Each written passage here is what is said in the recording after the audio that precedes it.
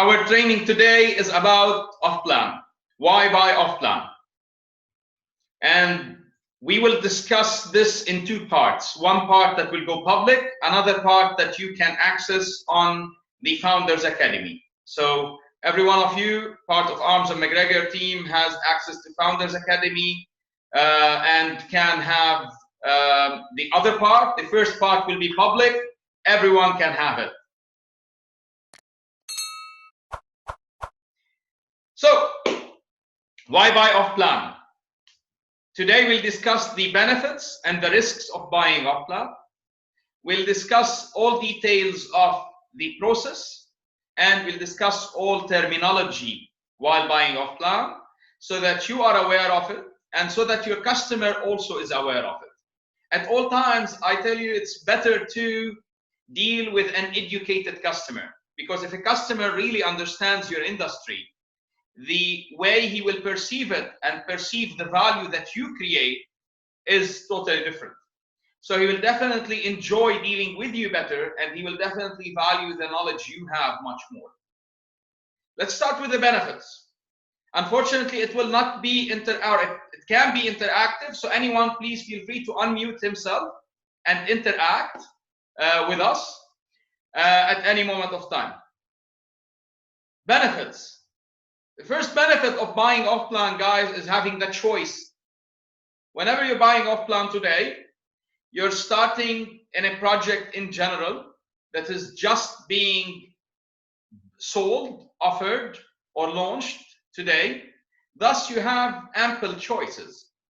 You are able to select the unit you want, the angle you want, most of the time. Now, at all times, real estate cannot be built to fit whenever you're talking about a commercial project or a commercially offered project. However, in general, there is better choices when buying in a project that has very little sold in, rather than buying in a project that's changing hands today, or some units are changing hands, where you will be restricted to those units and to the possibilities with those units, depending on who is the seller, how does he want to sell, what price does he want to sell at, and. Thus, availability as well. Cool. You have the ability to choose what's available, or to choose from much that is available. Second is developer situation. Remember, the developer in general is a commercial entity. He's an organization that does take so much consideration to its cash flow, gives so much consideration to how things are built, how things are sold, and when are they built and sold. They run on targets, on sales targets, on development targets, on cash flow projections, and many more. Thus, you may be able sometimes to get a better deal when you're buying from a developer, rather than going ahead and buying from an end user who purchased and now reselling, or a single investor, individual investor. The third benefit is having a payment plan. When you're buying a property and you're buying it from a developer, in general, specifically in times when the market is not robust or not so robust, it's possible to get better payment plans without going for a mortgage, because some developer may need to liquidate assets at a certain price level, regardless of how is it paid for. So again, it goes back to the developer situation and status. Whenever it's an organization selling to you, there's many more considerations that the organization puts in front of you, and that impact your purchase and the way you purchase.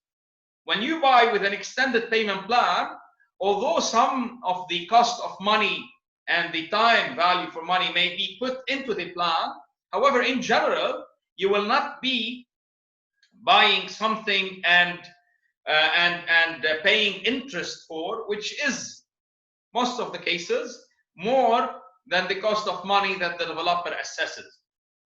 Now, the price advantage. This is not always the case. In the past few years, for example, in Dubai, and many times we used to advise people buy ready rather than off plan, because when the market was running the way it was running, off-plan properties in a certain location were in general at a higher price than ready properties, which does not make so much sense. While people used to buy it because of ease of entry, very small booking amount, or very small first payment, which is what people used to look at. However, you have a price advantage in general when buying property, and the price advantage is major. When buying property off plan, sorry. The price advantage is major because in general, when you're buying at inception or at pre-launch or at launch, you're buying prior to that development being ready. Thus, you're buying a non-performing assets, which will create some of the disadvantages or risks here. However, at the same time, it may give you an advantage on a better price. The capital appreciation, which is the relevance of the capital appreciation to time. So, whenever you buy an asset in general appreciates in value, although sometimes it may depreciate in value. But in general, if we are talking about a normal appreciating period, we talk about a ratio of appreciation you can have in that asset with time. Now, in markets that are more mature, you get smaller appreciation annually, regularly for assets. So the growth of value of assets is limited to 3, 5, maybe 8% in those markets. And our market in general is getting there, where the cycles are longer, take longer to happen, and stay for longer. This allows you in general a higher capital appreciation versus time as a ratio annually than ready secondary market stock. Those are the major benefits when buying off plan, and those are the major reasons why people buy off plan. Anyone has a question, has something to say, or anything to request? No? Whenever I ask, I'll wait for 2 seconds. No one answers, I'll move on. Please feel free to interrupt me at any time if you have a question. Sorry, my friend, just to understand the situation as I'm a buyer and new buyer in this. Okay, you're saying the ready-made properties were less than off-plan. Doesn't that mean that value deteriorates, that it goes down? I'm sorry, I didn't understand your question. Repeat. Because why would ready-made property be cheaper than off-plan? When it was cheaper, at the time when it was cheaper, we used to advise people in general to buy secondary market property, ready properties. Because what we're saying is that it doesn't make sense that ready properties, a property that's ready, an asset that's performing today, is sold at a higher or at a lower price than an asset that's being built, that will perform in a few years, that have risks attached to it, is priced, isn't it? So it's exactly what you're saying. Okay? Yes. So why would you buy off plan then? You wouldn't buy off plan in this situation unless you are searching for a specific unit that you can only find an off plan project. Unless you have a specific requirements, like for example, you want the developer to change some of the details in the house for you, which allows you the choice. Yeah. Unless you have a payment plan with the developer and you cannot afford to pay the first payment needed if you get a mortgage and you want to buy a ready property. Remember, many people cannot get mortgages. And if you can't get a mortgage and you don't have the money in cash, which most people don't have, then the only option for you would be paying off plan on a payment plan, isn't it? Okay. That's okay. So we go to the second side of buying off plan, which is risks or disadvantages. Everything, guys, we ever sell has two sides, advantages and disadvantages. Any one of us who shows a customer only advantages, first is considering customer naive, where no customer is naive today. Second is very short-sighted, because if you don't educate your customer, a customer would move in his opinion from a side to another with 20 words that make some sense or some logic. Educate your customer, give him the right details and give him the right info and knowledge. And then if somebody else tries to challenge an opinion that the customer has because of a discussion with you, the customer can perfectly reply to that in a scientific manner, and the customer feels empowered. Okay, so the customer feels capable of doing choices that are logical, reasonable, and scientific. Now, whenever we talk about risks, there's a very big risk whenever you're buying off plan, which is completion. One, will the property be ready? Now, in general, that is a risk that's available, and that's a risk that is not small at all.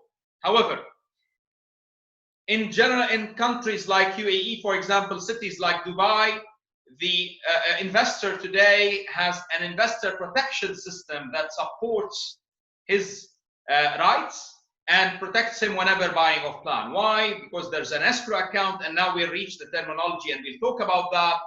And the investor can, in general, pay that money, or should in general pay that money to an escrow account that he's paying, and that escrow account is controlled by the authorities, thus cannot be abused or misused, like what happened before in our city, or what happens in any other city today in the world, where a developer may collect money for a certain project and utilize that money to close a cash flow gap or to build another project. And this creates, in a way or another, a Ponzi scheme that people get developed over time, where whenever you have a protection, an investor protection system like in Dubai, you're in general protected. There still is more risk of a delay, or a big risk of a delay with some developers. That's why it's very important to choose your developer right and choose your development right. Second, and by the way, to complete on the completion side, in general, in many mature markets, developers need to secure funding for a project before starting to develop. So they will need to guarantee a zero gap funding, and by zero gap we mean the cost of the project, the total cost with zero gap, should be confirmed prior to the developer starting to develop. Now, point two is delivered versus promised. Because you're not seeing the exact product, although you may be seeing a show apartment here or there, and with developers that do not stick to the details of what they promised, right? There is a risk that the delivered may be different than the promised. In some projects, the delivered will be better than the promised. In some others, the delivered will be lagging behind the promised, which is a risk you need to consider. So that's where the history of the developer and the quality of your contract do matter much. The third risk is no immediate, or the third disadvantage rather than risk, is no immediate rental return. Whenever you're buying a property today, it's very advantageous to have an immediate rental return. You buy the property, it's either rented or to be rented immediately, and you can start earning today on it. On a property that is off plan, you will wait for a few years prior to you being able to rent that property. The fourth disadvantage or risk, the ability to visualize very important details that do matter. Now, what are details that do matter? Light exposure for a property does matter. The orientation of the kitchen to the living room does matter. Where your fridge fits in an open plan kitchen does matter. The door and the access to the bedrooms do matter. Very important, very small details. If you're not capable of visualizing them as a buyer, now as an agent, it's our job to support and assist the buyer to visualize those. But if the buyer did not or was not able to visualize them, he may be buying something with details that he would love to have different at the time of delivery. Last but not least, mortgage availability. Now, there's many developers who can give you a mortgage security or confirm a mortgage when you buy off-plan property. However, you tell me, I have a payment plan, I don't need a mortgage. I tell you, great. If it's a very long-term payment plan, that's great, which we started seeing in the last few years. However, if it's not a very long-term payment plan, a mortgage regularly is much more convenient because it gives you a benefit that no short-term payment plan or funding gives you. The benefit of the time, value for money. So when inflation works to your advantage, when the buying power of cash reduces. So when you are buying a property and you're paying for it in a mortgage, and the last payment is 25, 30, 40 years from now, or 15, 20 years from now, the longer it is, the more beneficial it is for you, although you are paying interest, which you will be making up in rental. However, the cost of money does not match the benefit you have in loss of buying power. I'll give you a very simple example. 30, 40 years ago, if you wanted to buy a bread loaf or a bread bag, probably, although at that time they didn't used to sell it in bag, a kilogram of bread, you probably needed to pay 10 cents, 20 cents. Yeah. Today, you pay more than $1. There is a very nice index called the Big Mac Index. Check it out online, and it tells you the price of Big Mac. Whoever doesn't know Big Mac, it's a burger. Tells you the price of Big Mac over time and the variation of that price over time. And you will see that the price of goods does increase over time, thus the value of currency decreases. So if your payment is 10,000 dirhams on a mortgage, or $3,000 or $2,500, if $2,500 today can buy you groceries for 2 months, in 20 years, it's expected to buy you groceries for a few days. And this is a big advantage, where the last money you're paying as a value will be very little. Cool? Does anyone have any questions, guys, that I can answer over here? I guess only me again. But isn't it true that it can also go other way around then? Like cash value increases? Yes. That's a very interesting thing to have. And I would be living to see that. Look, cash value does not increase over time. I believe, Sasha, you're thinking about a very short space of time. You'd say in the coming year or two, if goods stuff or goods price drops down, then the cash buying power rises. That is possible on a very short spectrum of time. But it have never happened over 10, 15, 20 years where cash value increased.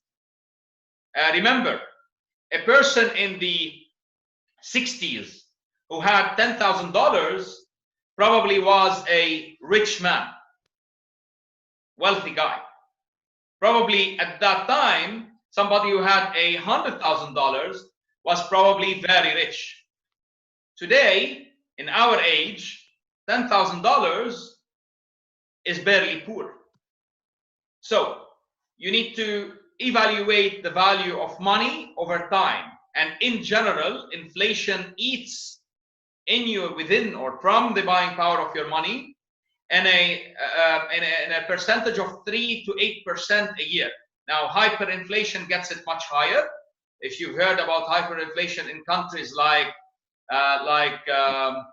probably Venezuela recently, Turkey recently, in many of those countries where hyperinflation came and the buying power of currency started dropping very fast, that created a big problem in Egypt. So that's something that you probably can relate to. Now, any other questions? No, because I lived through inflation in the 90s in Serbia. But I know examples, for example, people they took the mortgage, they took the loans actually, okay, not the mortgage, and brought properties in Serbia, but they took the loans in Switzerland. What's the value? In what? They ended up paying 3 times. Switzerland, what's the value? What's the value? Okay, so let me explain to you another problem that people may have. Let's say you're earning today in, what's your currency in Serbia, Sasha? Serbian dinar. Serbian dinar. Let's say you're earning in Serbian dinar and you took a mortgage in euro. And let's say the euro appreciates in relevance to the Serbian dinar. So let's say today, 1 Serbian dinar equals €1, although I doubt that. Let's say in a week, a Serbian or a euro is equals to 10 Serbian dirhams. If you've borrowed in euros, then you're in trouble. Yes, you're right. So that's why, in general, you borrow in the currency that is weaker, not the currency that's stronger. And in general, you borrow at times where interest rates are not so high. Now, if you are in Serbia and the interest rate was 15% because the currency is weak, and I'm not saying your currency is weak, that would be a problem, isn't it? It is, and that is the reason that people took, for example, in Swiss francs. Yeah, francs are the name. And the franc actually, that is never moving, you know, Switzerland, moved a little, people ended up paying 3 times more. Probably, maybe the Swiss franc did not move. However, the currency, your currency, the Serbian dinar moved and dropped. The whole idea is the same. Yeah, that's a risk you're taking. So whenever you play currencies, and this is what you're doing in that case, that's a risk you're taking. And it's advisable not to take that risk. Thanks God, for example, in a country like UAE and a city like Dubai today, our currency is pegged to the dollar. Okay? Yeah, so it's fixed. Yeah, we have a maintained value compared to the dollar. I believe the Serbian dinar used to be pegged to the dollar as well, or not? No, it was to French mark. Now it's to the euro. Very good. So if you borrow in euros, as long as you know that the peg can hold, for example, in Lebanon today, the peg to the dollar is not holding, then you would have that problem. Okay? Okay. Did I answer you? Make it simple? Yes. I understand it better. But very good. That means sorry guys, that Sasha took us outside of plan, but at the end it's property, and all property should make sense in a way or other. Any other questions, guys? No? Offplan 101, terminology. What's the meaning of OPP, guys? I'll say it fast. I'll not wait for answers because I know most of you know those, or all of you should know those, but I'll run through them fast. OPP is original purchase price. When you go to a developer and you purchase a property today, the price of that property today, if it's a first sale, is the original purchase price. SPA is the sales and purchase agreement. The uqud, and that's probably unique to our region and unique to our city. Uqud is an Arabic name. It's uqud, and uqud means contracts. In Dubai, uqud is a system of pre-registration. So pre-title deed issuance, we issue uqud. And what uqud is a registration of your sale with the land department. So to avoid the practices like maybe developers taking a unit and selling it to 3 people, which happens in some countries up to our days today, what Dubai Land Department have done a few years ago is created something called DSR, Developer Self-Registration, where a developer registers every unit he does have in a project onto the system. And when the developer registers those, every time he sells one, he has a period of time where he needs to issue a contract from Land Department in the name of the buyer, so that the developer cannot sell the unit twice, and for many other benefits also. Now, when that developer issues that uqud in the name of the purchaser signs it, it gets submitted again to the Land Department, and then the customer's unit is registered with the Land Department on that day. Title deed is the deed. It's available in any country, and most countries it comes in different forms. Sometimes they call it the green paper, sometimes they call it the notary deed. It's the title.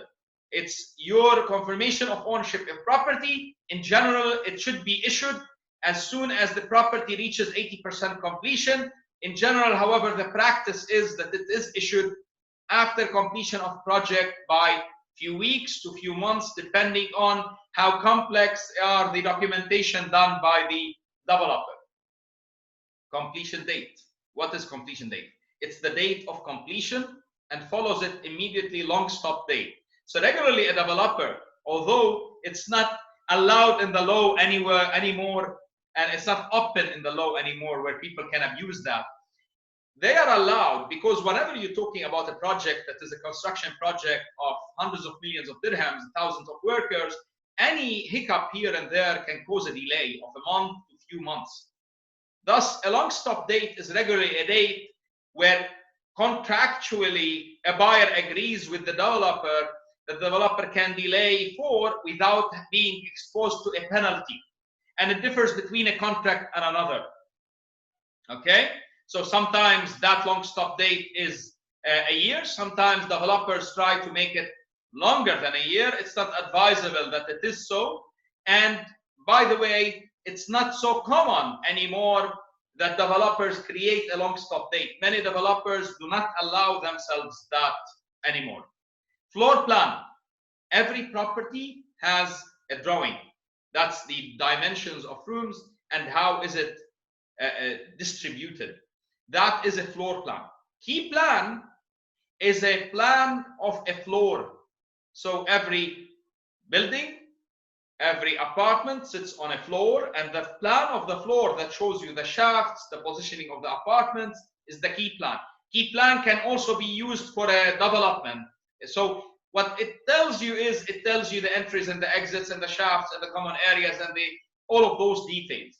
Master plan is the whole development master plan. Let's say you have a building and the building sits in a complex and the complex sits in a master plan. Like for example, Laguna Tower sits in JLT and JLT JLT sits in Emirates Living. Now JLT alone is a master plan, but let's take Palm Jumeirah. Golden Mile 6 sits in Golden Mile, and that's the project. And then the Palm Jumeirah itself is the master plan that all of that project sits in. Payment plan is the schedule of payments. Regularly, guys, payment plans are connected to construction nowadays. Some developers connect it to dates irrelevant of the construction. It's always advisable that the payment plan is connected to stage of construction. So it's paced payments. Remember, never sell a project that isn't registered. Never buy a project that isn't registered.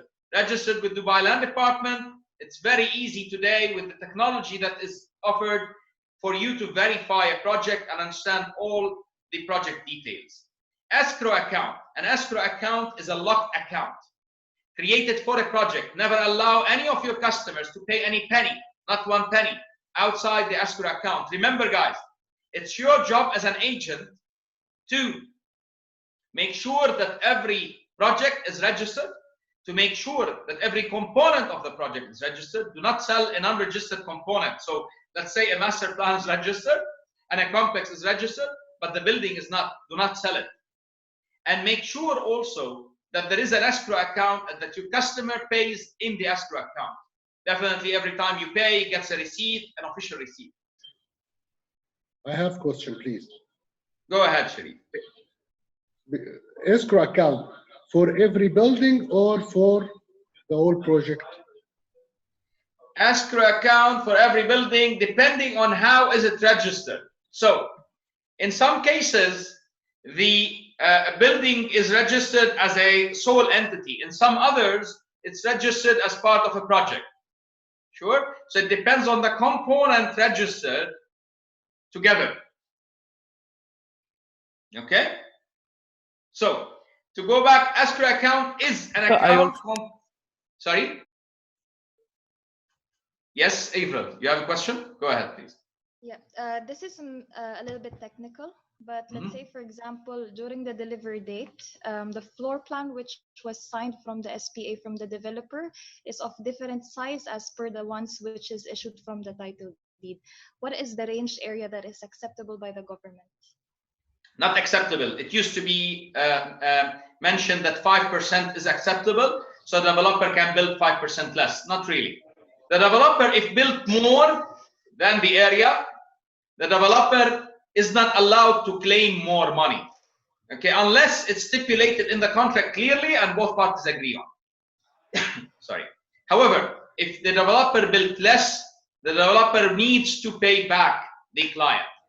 Again, some developers still claim in their agreement that we are allowed 6%, 5%, whatever it is. In general today, it's not acceptable or it's not permitted. Now, the way to claim it is a different story. We'll talk about that later. Okay? Another question. Go ahead. For the SPAs, the SPA can be able to be varied by one person, through one person or another. Let's say, for example, I'm a buyer, but I have specific requirements regarding the SPA. So this SPA can be changed by the developer, yes, if they agree. Any change the developer needs to do should be submitted to land department, because that SPA is acceptable or is approved by land department. Now, in general, developers historically did not use to change SPAs. Those days, developer will be ready to discuss SPAs, specifically of bigger units, more difficult to sell units, and specifically when the request from the buyer is valid. One more thing. Go ahead. If the developer exceeds LSD, let's say, for example, long stop date is over, can the buyer default and make claims that this is not as per agreed on? Look, if the first party breaches, the second party cannot, or it's not an excuse for the second party breaching. Okay? However, a lawyer probably would advise him better on that. In general, it's not advisable that you breach just because the first party breached their agreement. Okay? You stick to your agreement so that if he didn't respect it and you didn't respect it, then it's void probably, yeah? Although that's not the case. However, for him not to have claim against you, stick to your agreement in general. Okay? There's a term that's not mentioned here, guys, which is force majeure, which is a major force. That's my next question. Please go ahead. If the buyer defaults the payment due to force majeure, what happens to the buyer? What happens to the buyer? Look, now, in general, defaulting on a payment because of force majeure is not so common from the buyer's side, and claiming that is very difficult from the buyer's side. However, amicable solutions between parties are always possible. Now, most of contracts do not allow the buyer a force majeure claim, although the law does in a way or other. But whenever it's not in a contract, you're referring to law, it's probably more difficult to claim it. Again, any legal thing, we never answer a legal advice, guys, to a customer. Although you may know it, you don't answer it. You ask him to consult a legal consultant. A legal consultant cannot advise him on real estate whenever it comes to specifications on what's good to buy, what's bad to buy. You should be professional in your job, in your business, and you do your job perfectly. Do not try to be professional in his business. Okay? Allow him to do his business in a pro manner. Okay? Cool. So we want to escrow account. Escrow account, guys, as we said, is an account that is locked or controlled or overlooked by the authorities, by Dubai Land Department, in a bank that is confirmed. You have your buyer pay the money into an escrow account. And then the developer is not allowed to access those funds except in a certain schedule approved by Dubai Land Department. Regularly, it relates to completion percentages in the project. What's a master developer? A master developer is the developer regularly that develops the whole area. Cool? You may have a project or a building and a project and a master development, as we said. The developer responsible for the whole master development is a master developer. In general, the master developer may be also the developer of a project and a building. Okay? However, there are times where the master developer purely develops the overall development and then either sells plots or enters into JV partnerships, which is joint venture partnerships with parties. Service charge. What's the meaning of service charge? Let's talk about service charge in more deliberation, guys. It's very important to understand service charge and the components of service charge. Components of service charge are, first, your common areas in your building. And common areas, here we'll come to common areas in a second, but let's mention it now. Common areas are the areas that are for common use. The corridors, the reception, the parking, sometimes the facilities.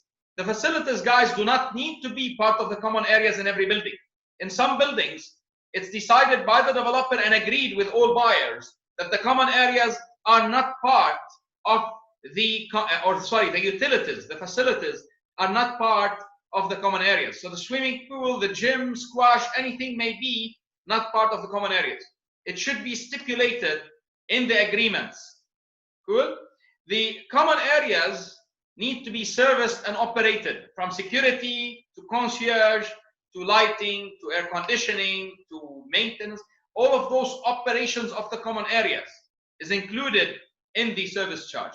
Second, maintaining of the building, specifically all the outside and the inside of the common areas. Remember, it's not about inside your apartment. So in general, except for very rare cases, service charges do not cover maintenance of your apartment from inside.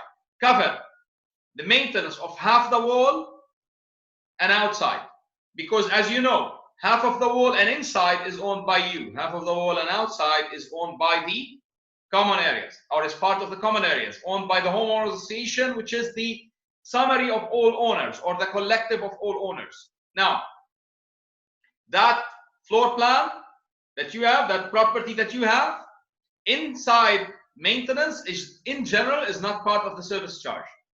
The service charge includes operating and maintaining of the common areas, master community charge, so maintaining the community, the master community, specifically when you live in a closed community where there is a master developer and master community rules and master community setup.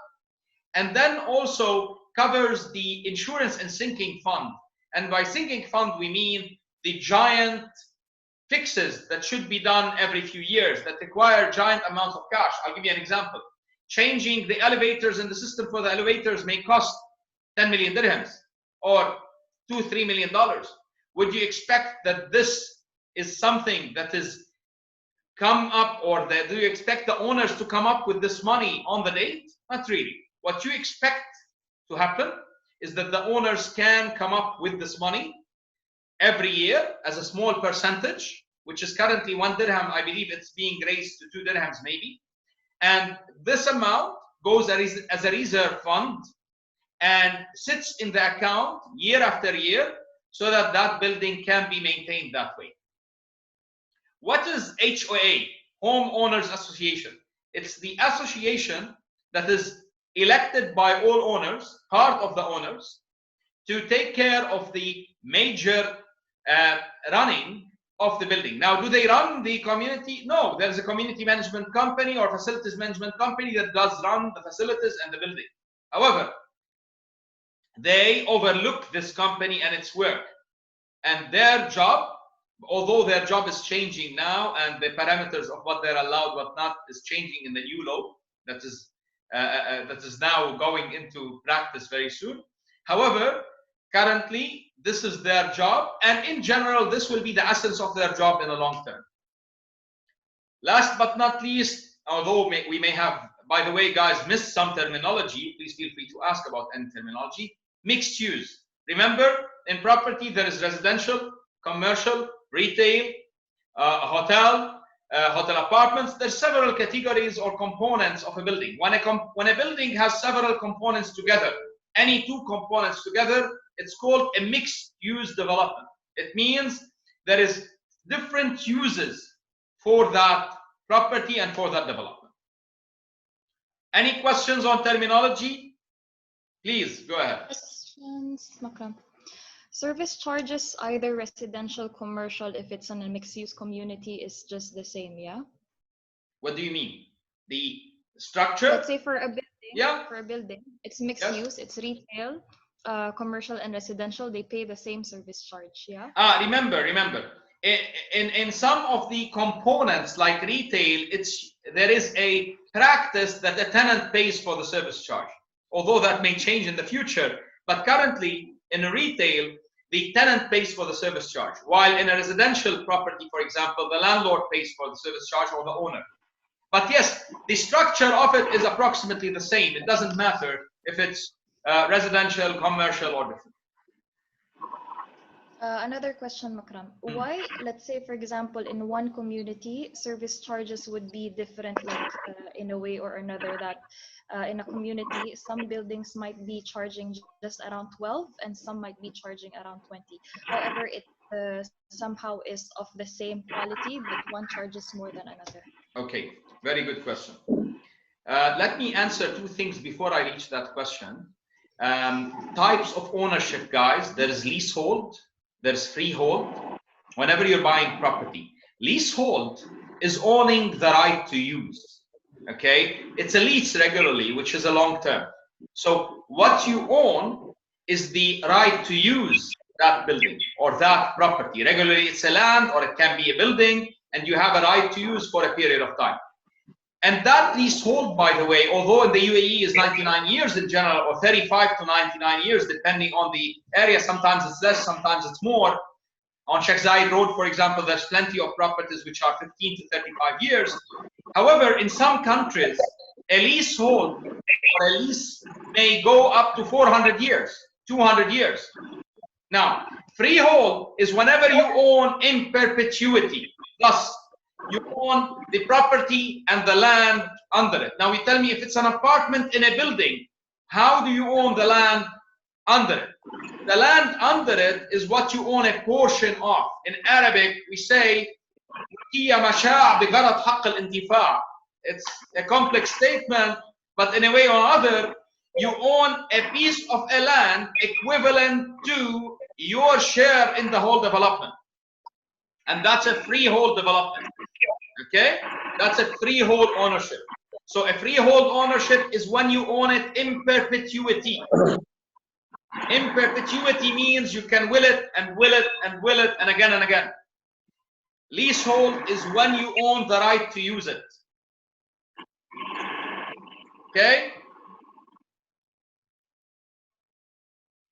Any questions, guys? Now, let me answer your question. Difference in service charge between one another. The service charges in a building depend on too many elements, not only the quality of services. I'll give you an example. Let's say there's a building of 3 floors and there's a building of 6. And in the building of 3, there is 30,000 square foot. In the building of 6, there's 60,000 square foot of utilizable area.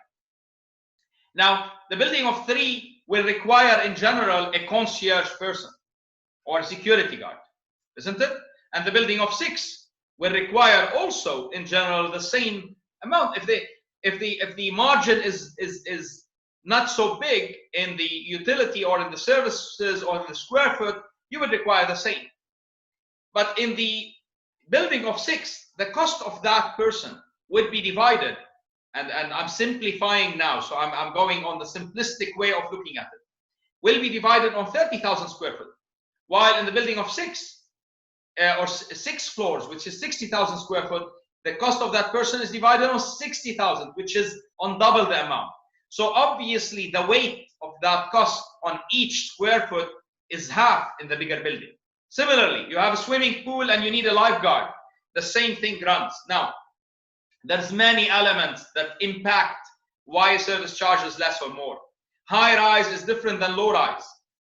The space in the corridors, the quality of build. Remember, look, if you build a bad quality building, it's similar to buying a bad quality car. You will pay more on maintaining it. The material used for building, imagine you're on the beach, like one of the developments that I love as a resort, but not more, is full of wood from the outside. Imagine you're in 60 degrees, wood outside with the high humidity and such rough weather. That will definitely cost you more in maintaining and servicing. So it all depends, and it always depends on the components and the cost and the and how do those components get serviced. Did I answer your question? Okay. And any other question on this, on terminology? Basically, I want to say service charge depends on the quality of the building. Not only on the quality, quality is one of the components, the mix and the use of the building, and quality of services as well. You have buildings with a concierge, you have others with a security guard. Yeah? Clear. Yes, Mr. Nadeem. Sir, when the developer hand over the project or the property to the owners association, what is the ownership left with the developer? One question.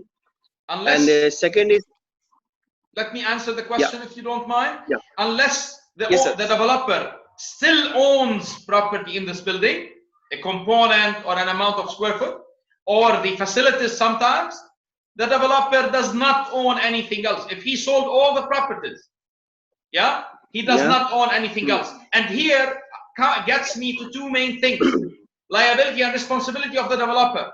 Guys, when somebody buys a property, he gets to de-snag it, which is figure out the snags prior to handover. When they do the de-snagging, the developer has the need or the requirement to fix and amend those snags afterwards. Regularly, there is a retention fund, money that the developer retains for the contractor and doesn't give to the contractor unless those are sorted and until those are sorted. Remember, the developer also has liability on structure of 10 years, guys. The structure of the building, 10 years. So God forbid anything major happen to the structure, it's the responsibility of the developer. Yes, Nadeem. sure, that covers within the service fee which pay, because some towers also caught fire, and if something happens to the tower, so whose responsibility will be there? It's the owners association or the developer responsibility? Maybe you say that 10 years is the developer responsibility. After 10 years, will it fall to the owners? Fire is not the developer's responsibility for 10 years. Major structural issues. I'll give you an example. Some buildings have a problem in the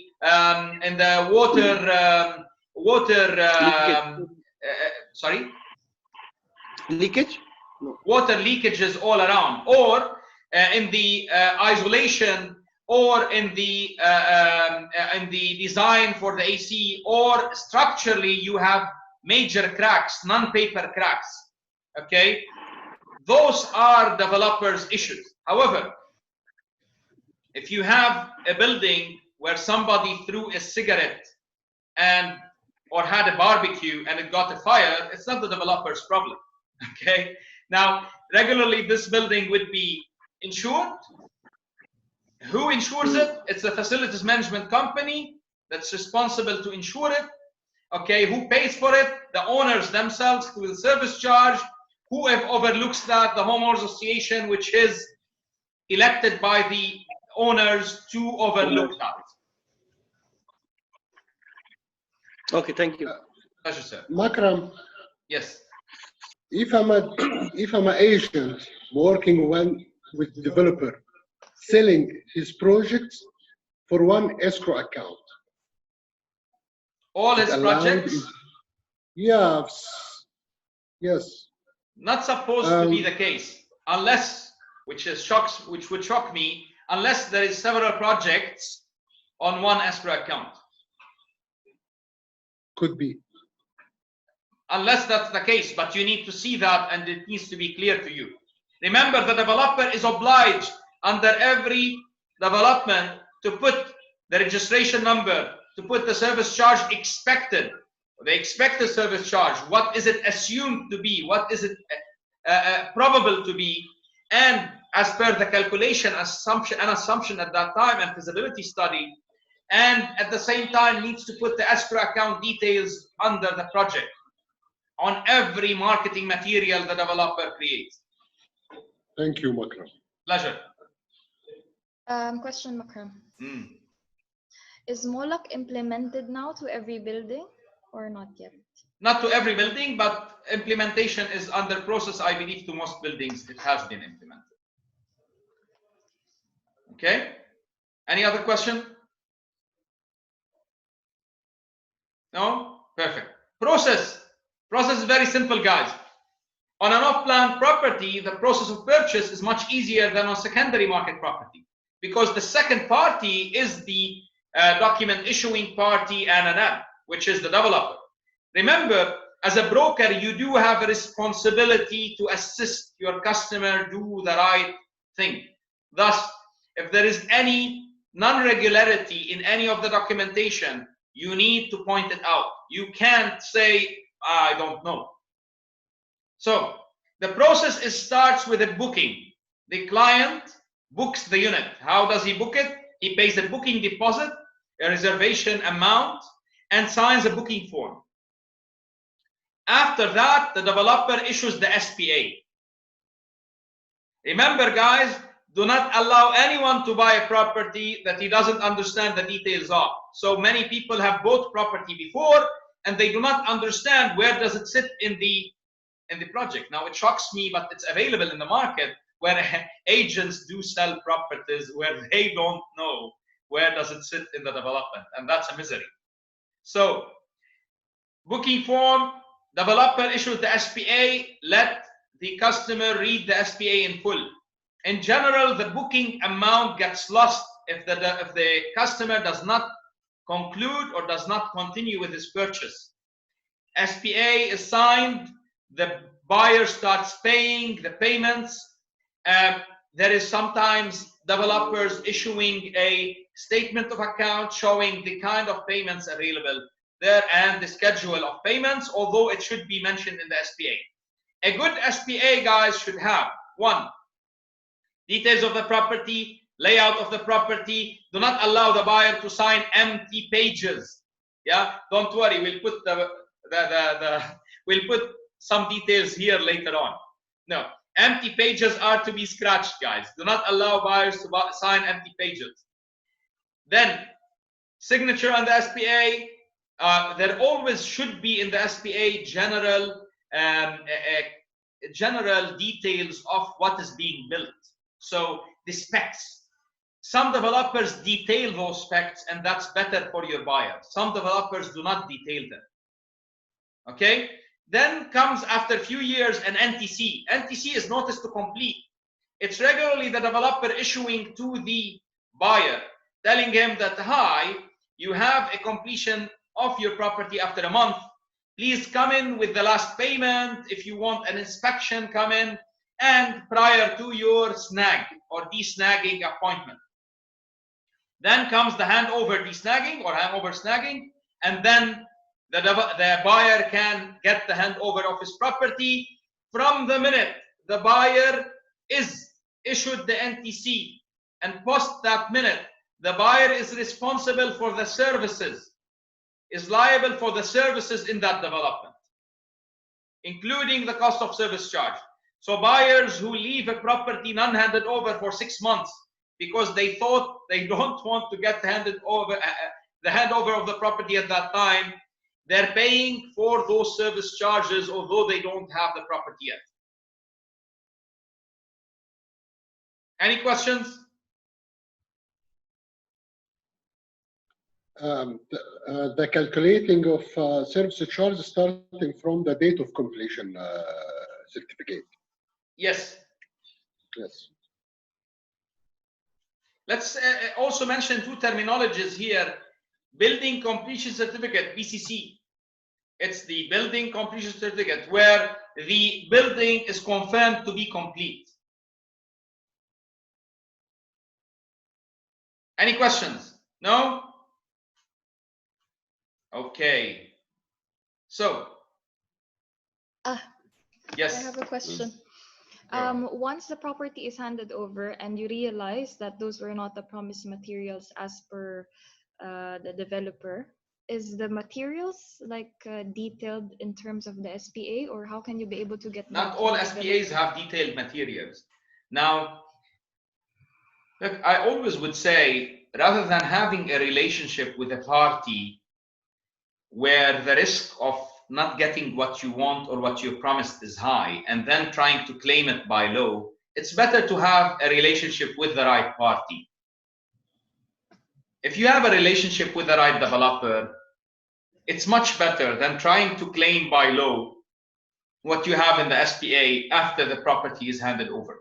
Sometimes legal cases take so long, okay, and are non-feasible to run. in many cases. Any other question? Guys, we'll continue now with the Founders Academy training. Everyone who's not part of Arms and McGregor, unfortunately, will not be seeing that training, but he's more than welcome to join Arms and McGregor and be able to see that training and to have access to it. So we'll move to that. Have fun, and hopefully you sell property well and you buy property well if you're a buyer and watching. And every agent one day would be a buyer if he's successful, hopefully. Have a good time.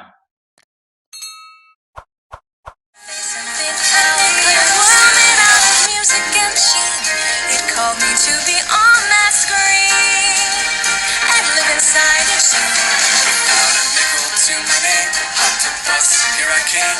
Could be brave or just insane. We'll have to see.